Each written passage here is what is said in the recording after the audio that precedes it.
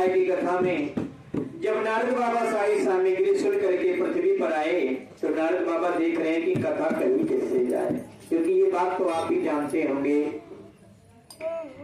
कि शास्त्र हो, संसार की बातें हो या शास्त्र की बातें हो, ये बताना केवल उसी को चाहिए जो वास्तविक रूप से उसमें इच्छा रखने वाला हो।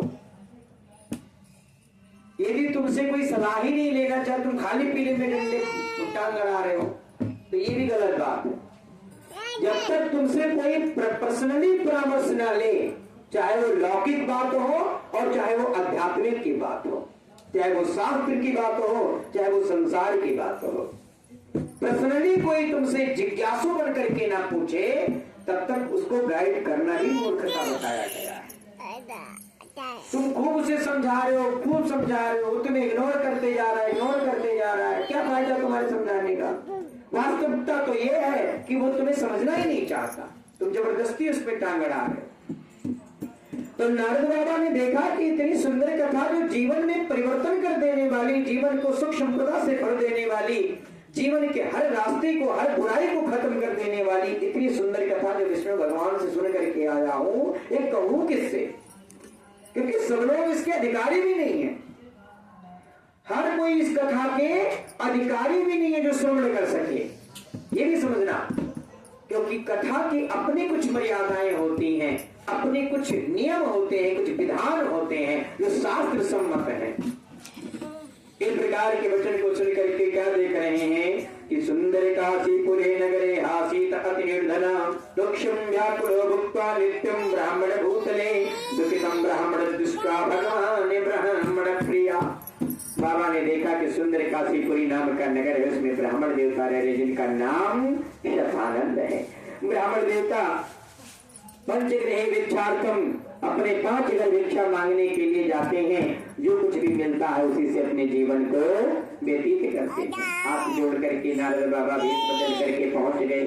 प्रभु ऐसा कोई नियम बताइए, ऐसा कोई साधन बताइए जिससे मुझे भिक्षा मांगने न जाना पड़े।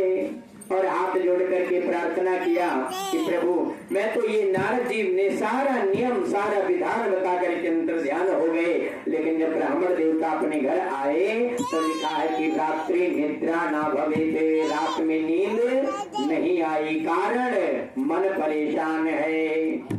जब मन परेशान होगा तो नींद नहीं आ सकती। मैंने उनको भी परेशान होते हुए देखा है जिनके रूम में भी एसी लगा है, गाड़ी में भी एसी लगा और ऑफिस में एसी लगा है। उनके यहाँ भी मैं जाकर पंडित जी क्या बताऊँ, लेट हो गया थोड़ा, उठे नहीं, लेट क्या अब क्यों नहीं उठे? सो ही नहीं पाए तो कैसे उठोगे? क्योंकि उठने के लिए तो सोना पड़ता है। अब जब तुम सोओगे ही नहीं तो उठोगे क्या? ऐसी परिस्थिति में हाथ जोड़ करके प्रार्थना किया और सारे नियम, जब एक बार कथा करने से लाभ प्राप्त हुआ तो मासे मासे कथा श्रवणम भवेति, हर महीने में कथा करवाना आरंभ कर दिया।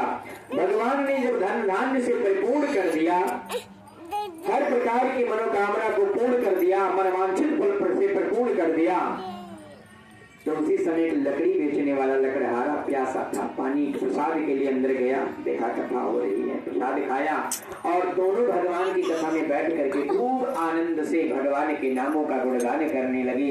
तीसरे अध्याय में बताऊंगा संकल्प करने के बाद न करने से क्या फल प्राप्त होता है।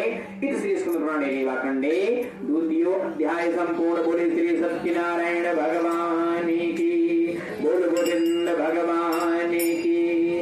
ओम नमो भगवते वासुदेवा ये, ओम नमो भगवते वासुदेवाय कृष्ण देवाय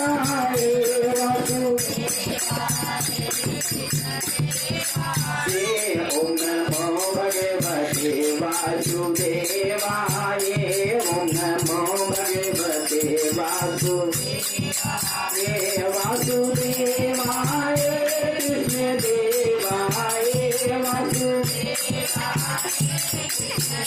वासुदेवाय, ओम नमो भगवते वासुदेवाय, ओम नमो भगवते वासुदेव भगवान की।